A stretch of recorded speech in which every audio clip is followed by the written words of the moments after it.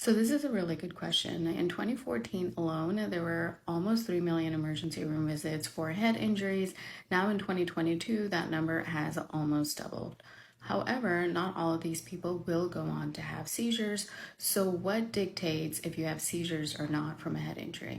One big thing is location of injury. The higher up your injury is, where it's more outward on top of your head, you're more likely to have seizures from that area due to the cortical connections. If your injury is deeper in the midbrain structures, you're less likely to have a seizure from them.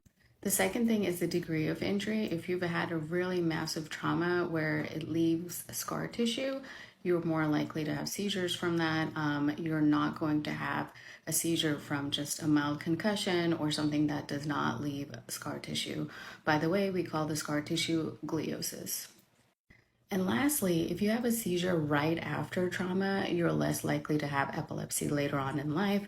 If your epilepsy comes after, or if your first seizure rather comes 6 weeks after your injury, you're more likely to have epilepsy. The reason being that seizures that come from scar tissue are more likely to lead to long-term epilepsy than seizures that come from just the trauma itself.